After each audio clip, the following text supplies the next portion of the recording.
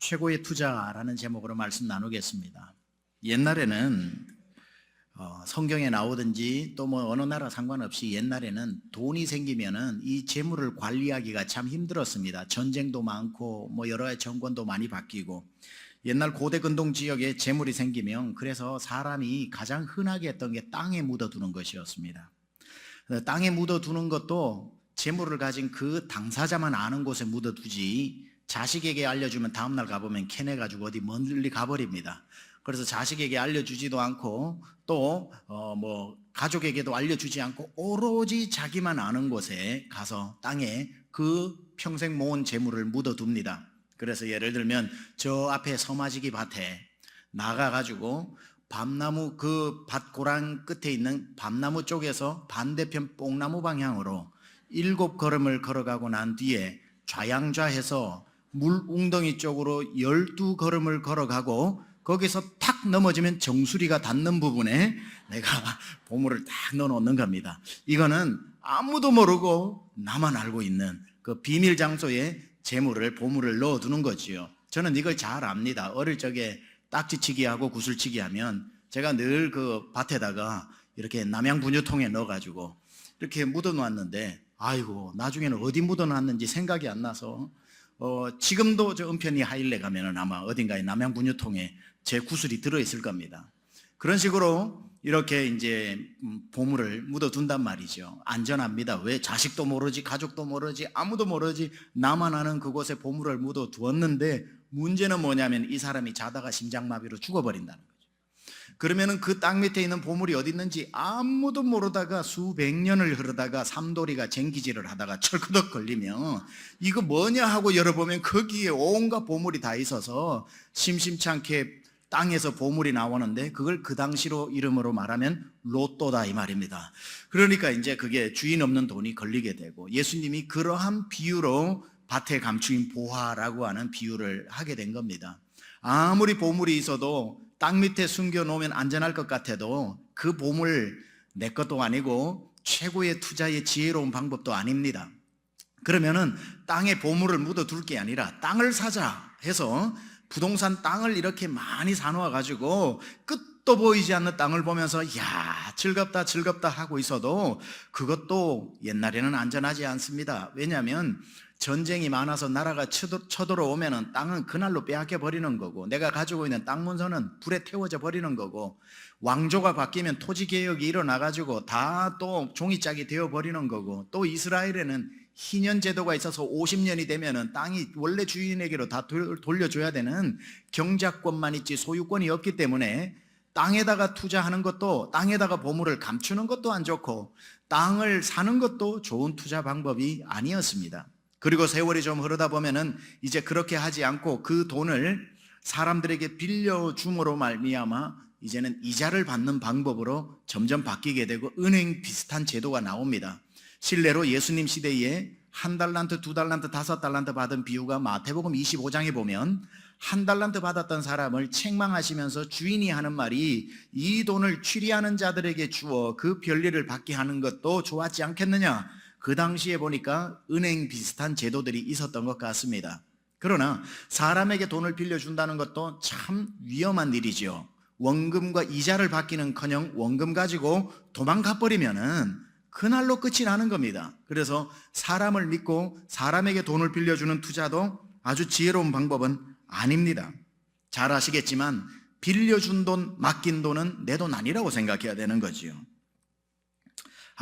사람도 안 되겠다, 땅도 안 되겠다, 그냥 내 배에서 낳은 자식이 최고다 해서 자식을 투자로 생각을 해서 참 피와 땀을 쏟으면서 이제 자식 교육에 매진을 합니다. 그래서 자식이 크면 이제 노후 보장이 되겠다 생각을 해서 한때 자식을 투자로 생각했던 때도 있습니다. 그러나 여러분 잘 아시죠? 자식 농사의 불변의 법칙이 뭡니까? 잘 키운 자식일수록 멀리 산다. 잘 키울수록 멀리 삽니다. 그리고 잘 키운 자식일수록 바빠서 집에 올 시간이 없습니다.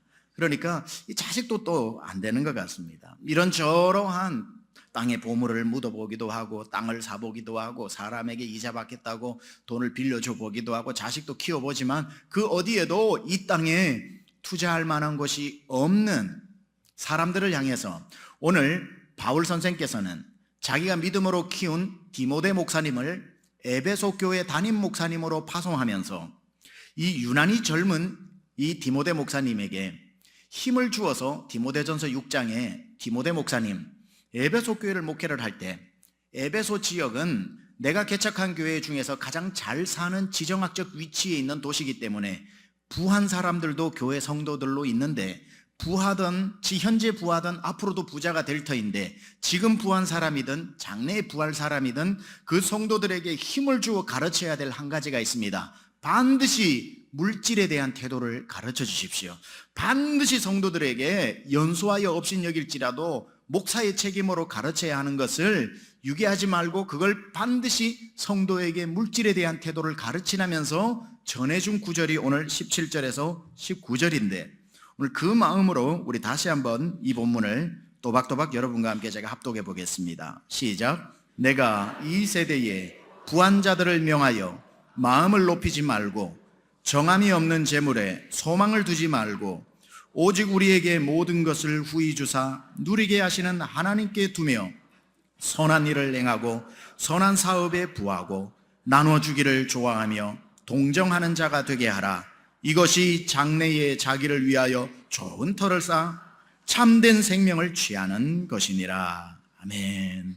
여기 오늘 이 시대의 성도들을 향해서 성도들이 가지고 있어야 되는 물질관에 대해서 가르쳐주고 있는데 몇 가지로 오늘 본문에 나오는 내용을 살펴보겠습니다. 물질을 대하는 첫 번째 태도는 마음을 높이지 말고 살아라, 이렇게 말씀하고 있습니다. 너희는 이 세대의 부한 자들을 명하여 마음을 높이지 말라고 해라. 자, 마음을 높이지 말라는 뜻은 NIV 영어에 보면은 not to be arrogant 이렇게 나옵니다. arrogant, 이거는 거만하다는 겁니다. 마음을 높여가지고 거만한 사람이 되지 말라는 거예요. 여러분, 사람에게 돈이 조금 생기면 겸손한 사람이 있는가 하면 거만해지는 사람이 있습니다. 거만해지지 말라는 겁니다. 물질을 대하는 태도, 물질을 가졌을 때 사람이 거만해지지 마라. 돈을 가지면 가질수록 다른 사람이 다 자기 발밑에 있는 것처럼 착각이 들 때가 있습니다. 돈 하나면 다 할 수 있다고 생각을 하는 사람이 있습니다. 뭐가 높아진 사람이죠? 마음이 높아진 사람입니다. 마음이 붕 떠버리는 사람. 그래서 지갑이 두꺼워질수록 말이 짧아진다고 그러죠. 지갑이 두꺼워질수록 반말을 많이 합니다. 야, 이거 가져와, 저거 가져와, 이걸 일이라고 했어, 저거 했어, 반말을 많이 하고, 지갑이 두꺼워질수록 명령형이 많아진다고 그럽니다. 그리고 지갑이 두꺼워질수록 무례하게 대하게 됩니다. 마음이 높아진 사람들이지요. 하나님이 여러분에게 물질을 주시고 앞으로도 많이 주실 텐데 그것을 절대로 마음을 높이는 도구로 사용하지 않으시기를 축원합니다. 너무 위험합니다. 마음이 높아지면 위험합니다. 마음을 높이는데 물질을 사용하고 나면, 그래서 마음이 한번 높아져 가지고 내가 이 정도 수준이면 이 정도를 해야 되고, 이런 집에 살아야 되고, 이런 차를 타야 되고, 이런 옷쯤은 입어야 되고, 뭐 이런 카드는 가지고 있어야 되고, 막 이렇게 물질이 생겼을 때 마음을 높여 가지고 품위 유지비로 나를 높은 곳에 올려놓으면 올라가기는 쉬워도 나중에 내려올 때는 비참해집니다. 한번 마음이 높아져서 최고 수준의 삶을 맛을 본 사람은 이제 그 밑으로 내려와서 살래야 살 수가 없어집니다. 마치 마약에 중독된 사람이 아닌 것을 알면서도 끊을 수 없는 것처럼 마음이 높아진 마음도 중독성이 강해가지고 한번 맛본 세상은 내려오기 싫은 겁니다. 그래서 삶은 힘들어졌는데도 높아진 삶의 수준 때문에 빚을 끌어와서라도 그 정도 집에서 살아야 되고, 그 정도 차는 여전히 몰아야 되고, 그 정도 옷은 입고 집을 나가야 되고, 그 정도 유흥을 즐기면서 살지 않으면 내 인생 끝났다고 생각하는 비참한 사람들이 있다는 겁니다. 그래서 물질이 있을 때 너무 나를 높이는데 빨리 사용하면 안 됩니다. 물질이 생겨도 가능하면 천천히 올라가는 게 좋습니다. 가능하면 느릿느릿 올라가는 게 좋습니다. 너무 마음을 1층에서 그냥 초고속으로 올라가는 120층까지 올라가 버리는, 그렇게 빨리 올라가면 써야 할 곳이 너무 많습니다. 그러면 막상 주님을 위해 써야지 하고 보면은 이미 써야 할 때가 너무 많아서 주님을 위해 쓸 데가 없는 겁니다. 그래서 주님을 위해 쓸 것 물질이 전혀 없어서 이 땅에서는 부자 행세를 할 수 있을지 몰라도 하늘나라에는 아무것도 없는 사람으로 살 수 있다는 겁니다. 마음을 높이지 않아야, 최대한 천천히 올라가야 그때그때 주를 위해 쓸 재물이 남아있게 되는 겁니다. 내 품위 유지비에 모든 재력을 다 사용한 사람은 평생 그거 유지하느라 하나님을 위해서 제대로 한 번도 살지 못하다가 가는 사람이 즐비하다는 사실입니다. 세상에는 자기에게 부유해서 자기에게 부유한 사람이 있으나 하나님께는 가난하고, 자기에게는 후하나 하나님께 인색한 사람들이 많습니다. 이것을 바울이 디모데에게 가르치라는 겁니다. 너희는 성도들을 향해서 마음을 높이지 말라고 그래라. 자기에게는 인색할지라도 하나님께 부요하고, 자기의 허리띠는 졸라매어도 하나님 앞에는 너그러운 사람이 되어서 정말 하늘나라 부자가 되게 하라고 힘주어 가르치고 있는 첫 번째 물질을 대하는 태도입니다. 두 번째 물질을 대하는 태도를 뭐라고 얘기하고 있냐면, 정함이 없는 재물에 소망을 두지 말게 해라. 정함이 없는 재물에 소망을 두지 말라고 가르쳐라. 여러분, 돈이 왜 돈이지요? 돌고 돈다고 돈이지요. 동사가 명사가 된 게 돈 아닙니까? 돈은 정해진 데가 없습니다. 정함이 없는 재물입니다. 오늘 내 손에 있어도 이게 내일은 누구 손에 가 있을지 모르는 겁니다. 내 손에 있다고 이게 천년만년 내 손에 정해져 있는 것 아닙니다. 성경은 말합니다. 정함이 없는 재물이라고, uncertain이라고 그럽니다. 불확실한 돈이라고요. 돌고 도는 그 돈에 우리의 인생의 소망을 다 담기에는 돈이 너무 우리를 자주 실망시킵니다. 돈이 뭘 해줄 거야 하는데 보기 좋게 돈은 우리를 실망시킨다고요. 이제 드디어 가졌구나 싶은데 손가락 사이로 빠져나가는 모래처럼, 물처럼 움켜잡으면 사라져버리는 게 이 돈 아닙니까?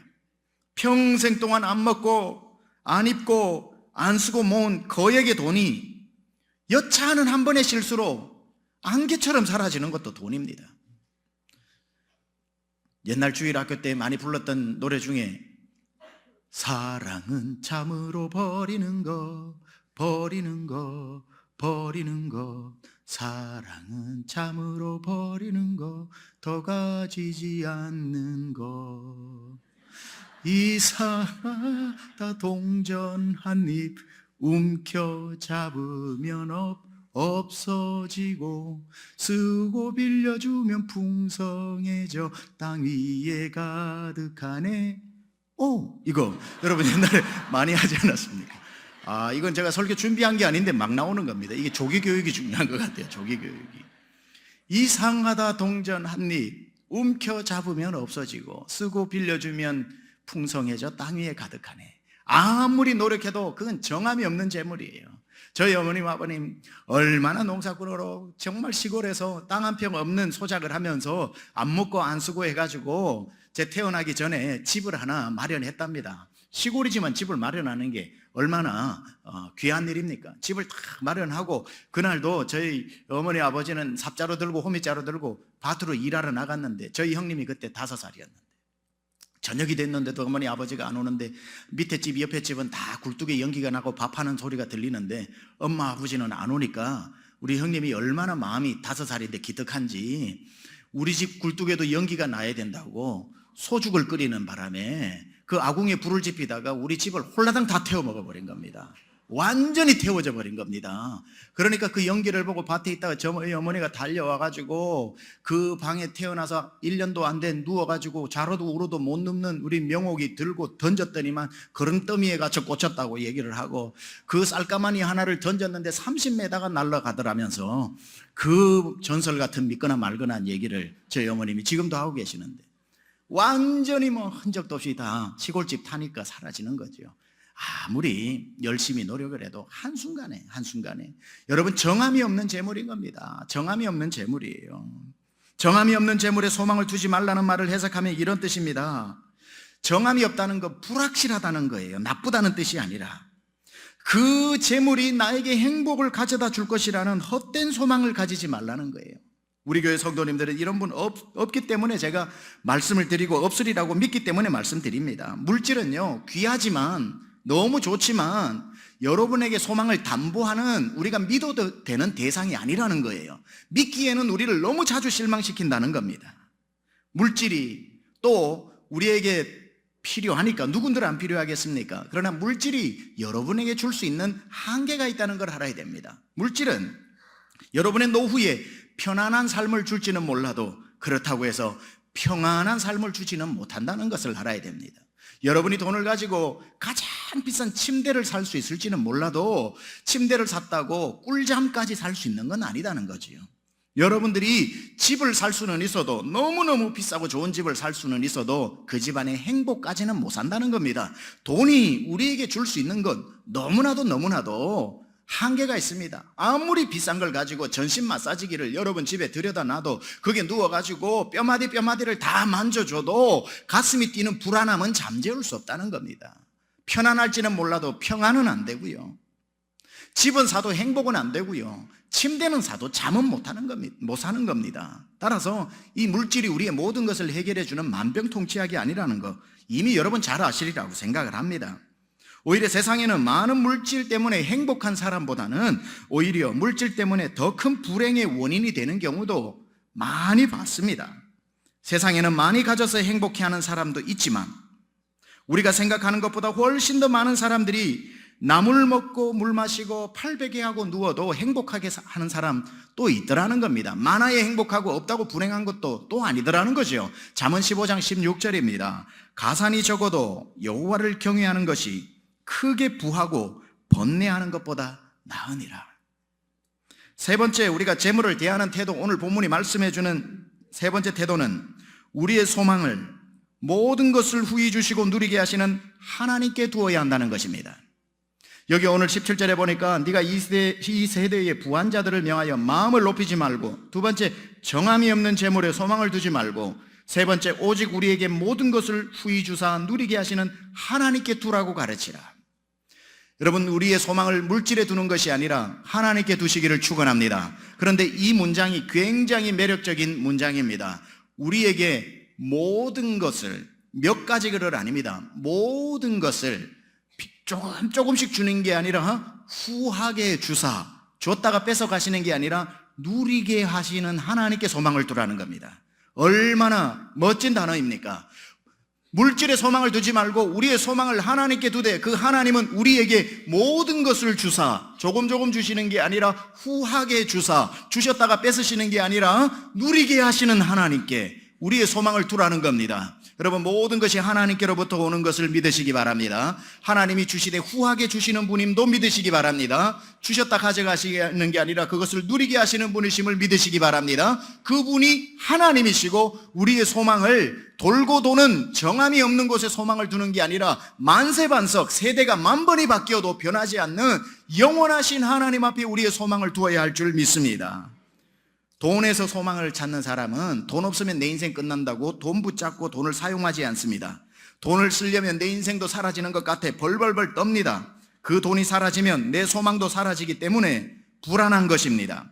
하지만 하나님을 소망의 근원으로 삼고 사는 사람은 돈을 사용하는데 어려워하지 않습니다. 왜냐하면 내 소망이 돈에게서 나오는 게 아니라 하나님으로부터 나오는 것이기 때문에 하나님으로부터 후히 주사 누리게 하시는 그 모든 것이 만세반석 대신 예수님에게서 나온다는 것을 분명히 알기 때문입니다. 소망을 돌고 도는 돈에 두니 얼마나 불안합니까? 소망을 절대로 변치 않는 예수 그리스도에게 두는 사람은 또 얼마나 행복한 사람입니까? 영원하지 않은 것에 소망을 두고 사는 사람은 밤낮 없이 불안하지만, 왜 돌고 도는 거니까 혹시 돌아서 눈 떠보면 없어질까? 그러나 영원한 것을 붙잡고 사는 사람은 편안하게 잠을 잘 수 있는 겁니다. 왜? 눈 떠도 여전히 그곳에 있을 것이니까. 그래서 믿음은 분별력이라고 늘 말씀드렸지만 우리 믿음 생활은요, 영원한 것이 무엇인지를 아는 눈과 영원하지 않은 것이 무엇인지를 보는 눈이 열리는 것입니다. 그걸 분별력이라고 그럽니다. 어느 게 영원한 것인지, 어느 게 영원하지 않은 것인지, 그래서 어느 것을 붙잡고 살아야 하는지를 아는 사람은 복된 사람이라는 겁니다. 그래서 영원한 것을 붙잡기 위해 영원하지 않은 것을 놓을 수 있는 사람은 매우 복되고 현명한 사람이라는 거죠. 저 시카고 일리노이에 가면 휘튼 대학교라고 하는 기독교 명문 대학이 있습니다. 사학이 있습니다. 휘튼 대학교는 많은 기독교 리더들을, 빌리그레암 목사님도 거기에 나오고 많은 분들이 거기에서 공부를 했습니다. 짐 엘리엇이라고 하는 유명한 선교사죠. 전능자의 그늘 이런 책들을 많이 그 아내 되시는 분이 쓰셨습니다. 짐 엘리엇은 1950년대에 위튼 대학교를 수석으로 졸업합니다. 아주 운동도 잘했던 사람입니다. 그런데 이분에게 어떤 마음이 들었냐면 저 에콰도르의 아우카 부족이라고 있는데 거의 한 번도 외부 접촉이 없어 식인종으로 알려진 그 아우카 부족에게 가서 복음을 전해야 되겠다는 마음을 가지게 됩니다. 친구 5명과 함께 아우카 부족 선교를 떠나려고 합니다. 그때에 많은 사람들이 말렸습니다. 왜 수석까지 졸업을 하면서 미국에서도 기독교를 위해서 할 일이 많은데 이 꽃다운 나이 도착하면은 틀림없이 죽을 확률이 더 높은데 너의 이 청춘을 포기하느냐라고 질문을 했을 때 제가 휘튼 대학교를 여러 번 갔었는데 그 휘튼 대학교 학생회관 지하에 가면 그때 짐 엘리엇이 남기고 떠난 말이 거기에 벽에 붙어 있습니다. 그가 이런 얘기를 했습니다. 왜 죽을 줄 알면서 네 생명을 아깝게 거기에 던지냐는 말할 때 그가 이런 유명한 말을 하죠. 영원한 것을 얻기 위해 영원하지 않은 것을 포기할 줄 아는 사람은 어리석은 사람이 아니다. 이렇게 말했습니다. 영원한 것이 무엇인지 볼 줄 아는 눈과 영원하지 않은 것이 무엇인지를 볼 줄 아는 눈을 가진 사람이 영원한 것을 붙잡기 위해 영원한 것을 내려놓을 줄 아는 사람은 지혜로운 사람이라는 겁니다. He is no fool who gives what he cannot keep to gain that which he cannot lose. 절대로 잃어버려서는 안 되는 것을 얻기 위해 잃어버려도 되는 것을 놓을 줄 아는 사람은 지혜로운 사람이라는 뜻이지요. 짐 엘리엇은 무엇이 영원한 것이고 무엇이 영원하지 않은 것인 줄 알았고 무엇을 붙잡아야 할 것이며 무엇을 붙잡아서는 안 되는지를 분명히 알았던 사람인 겁니다. 돈이냐 예수 그리스도냐 어느 것이 영원하냐 어느 것을 붙잡기 위해 어느 것을 놓아야 하는가 우리는 자명한 해답을 알고 있습니다. 어느 섬마을에 불이 났습니다. 섬 전체가 화염에 휩싸이니 모든 집이 다 타게 됩니다. 그러니까 그 섬마을에 있는 사람 전체가 이제 자기의 진귀한 집에 있는 평생 모아뒀던 돈이나 보석이나 금덩어리를 가지고 배를 타고 육지로 나갑니다. 그 배에 올라타는데 한 젊은이가 떠나려고 하는 배를 막 띄우면서 잠깐만요 하고 뒤늦게 올라타는데 보니까 뭘 얼마나 좋은 걸 챙겨왔길래 이렇게 늦게 왔나 사람들이 보니까 쌀 한 자루하고 물 한 병을 들고 탑니다. 다 웃습니다. 아이고 저거면은 내 이거 뭐 금반지 하나만 해도 저거 10배는 살 텐데 저 바보처럼 왜 저걸 가지고 오냐. 그래서 사람들이 그렇게 생각을 하고 배는 출발을 하죠. 몇 날 며칠 노를 저어서 육지를 향해 가는데 육지에 거의 당도할 즈음에 배 위에 희한한 일이 벌어지고 있었습니다. 쌀 한 줌과 다이아몬드 하나가 맞바꾸어지고 있었고 물 한 모금과 금덩어리가 맞바꾸어지고 있었던 겁니다.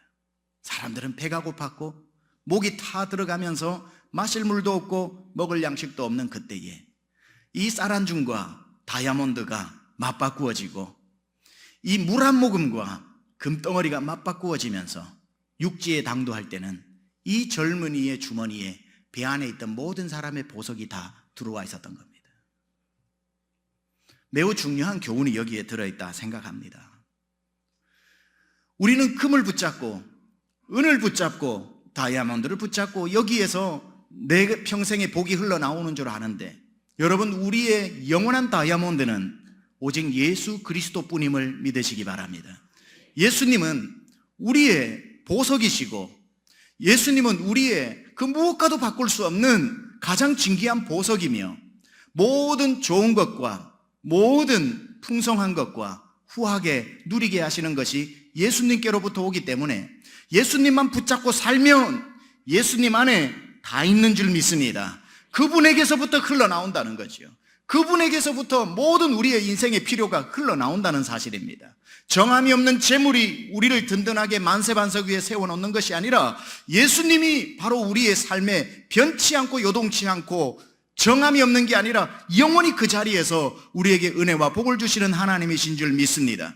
나중에 예수만 붙잡고 산다고 사람들이 예수가 밥을 주냐 떡을 주냐 하고 밥 가진 사람 떡 가진 사람이 혹시 비웃을지 몰라도 예수 붙잡고 살아가다가 나중에 죽어 요단강 건너 천국 문 앞에 섰을 때에, 굳게 닫힌 천국 문 앞에 그 사람들이 평생 모은 돈을 가지고 이 돈 줄 테니 천국 문 열어주시오, 이 금을 줄 테니까 천국 문 열어주시오, 아무리 천국 문을 두드리면서 통곡을 해도 굳게 닫힌 문은 열리지 않고, 그거 예수가 밥을 주냐, 예수가 떡을 주냐 하는 소리를 들으면서도 만세반석 대신 예수 포기하지 않고 살았던 사람은 천국 문 앞에 가면 내가 예수 그리스도 이름으로 왔습니다 하는 순간 천국 문이 열리게 될 줄 믿습니다. 바로 우리가 붙잡아야 되는 것이 무엇인지, 내가 예수를 붙잡아야 할지, 내가 금을 붙잡아야 할지 우리는 너무 잘 알고 있는 겁니다. 영원한 것을 위해 영원하지 않은 것을 포기할 줄 아는 사람은 결코 어리석은 사람이 아니라는 사실입니다.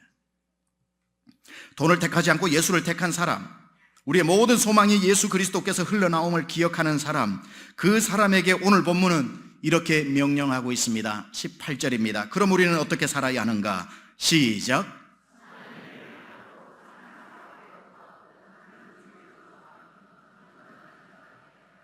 그래서 돈이 있으면, 물질이 있으면 선한 일을 행하고 선한 사업을 부요하게 많이 하라고 그럽니다. 자, 여기에서 선한 사업이라고 하면 자선 사업을 말하는 게 아닙니다. 성경에서 선한 건 우리가 말하는 자선 사업을 이야기하는 게 아닙니다. 불쌍한 사람을 돕고 당연히 그런 건 하는 부분이지만, 사람이라면, 기독교인이 아니라도 여기서 성경에서 말하는 선하다라고 하는 선한 개념, 토부의 개념을 분명히 이해해야 이 본문을 이해할 수 있습니다. 너희의 물질로 선한 사업을 하라고 했을 때에 도대체 무슨 사업이 선한 사업인가? 성경에서 말하는 선하다라고 하는 것은 착한 일을 말하는 게 아니라 관계가 좋다라는 뜻입니다. 우리 한국 사람은 관계가 좋으면 친하다 이런 표현을 쓰죠. 히브리 사람은 관계가 좋으면 선하다 이렇게 표현을 씁니다. 관계가 좋은 거를. 시편 133편 1절에 보면 형제가 연합하여 동거함이 어찌 그리 뭐라고 말해요? 선하다고 얘기하죠. 형제끼리 잘 지내는 것을 선하다고 얘기하는 겁니다. 그러니까 관계가 좋으면 악한 일을 안 하잖아요, 서로에게. 관계가 좋으면 좋은 것을 주는 선한 일이 저절로 생기지 않습니까? 그래서 근원적으로 관계가 좋은 것을 선하다라고 표현을 하는 겁니다. 그렇다면 형제끼리 사이가 좋은 것도 선하고 자매들끼리 사이가 좋은 것도 선한데, 인간이 할 수 있는 선한 것 중에서 최고의 선은 뭘까요? 가장 선한 건, 히브리 사람들은 여기 성경에서 말하는 가장 선한 건 인간과 하나님이 잘 지내는 관계가 좋은 거. 우리는 죄인으로 태어났지만 하나님의 자녀가 되어서 하나님과 우리 사이가 회복되어진 것을 가장 선한 상태라고 이야기하는 겁니다. 자, 그렇다면 이제 하나님의 자녀가 된 우리가 선한 사업을 위해서 살아야 된다는 뜻은 무슨 뜻입니까? 그건 이제 하나님과 관계가 좋지 않아서 하나님의 자녀가 아닌 사람을 하나님께로 돌이켜 하나님과 관계가 좋아지게 만드는 그 일이 우리가 할 수 있는 가장 선한 일이라는 거예요. 따라서 선한 사업이라는 것은 쉽게 말해 선교하는 일이라는 거죠. 하나님을 모르는 민족이 하나님을 알게 하는데 내 물질이 쓰여지고, 하나님을 모르는 사람이 하나님의 자녀가 되게 하는데 내 재물이 사용되어지는 그 일이 인간이 할 수 있는 가장 아름다운 선한 일이라는 겁니다. 따라서 이 디모데에게 명령하는 것은 너는 성도들로 명하여 잃어버린 백성이 내게로 돌아오는 그 선한 일의 물질을 사용하게 하라는 것으로 이 본문을 우리는 1차적으로 이해해야 된다는 겁니다. 따라서 우리가 할 수 있는 가장 선한 사업은 선교에 동참하는 것이다. 이 말로 오늘 이 18절이 이야기하는 겁니다. 자, 그렇다면 선한 사업을 할 때에 그게 무슨 열매가 있나? 그게 무슨 내 인생에 유익이 되나? 그냥 내 돈을 가지고 그런 일만 하면 남만 좋은 일 시키는 거지, 누가 이 돈을 써서 누가 예수님 앞으로 돌아오면 그 사람이 좋은 거지, 나에게 좋은 것은 뭐가 있는가? 있습니다. 19절을 같이 한번 읽겠습니다. 19절 시작. 이것이 장래에 자기를 위하여 좋은 터를 쌓아 참된 생명을 취하는 것이니라. 여기서 최고의 투자가 나오는 겁니다. The best investment.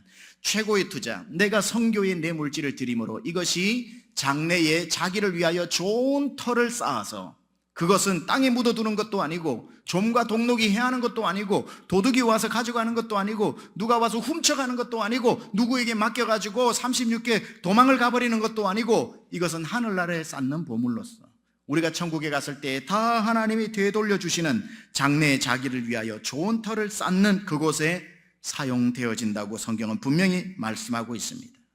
저는 말씀을 마무리합니다.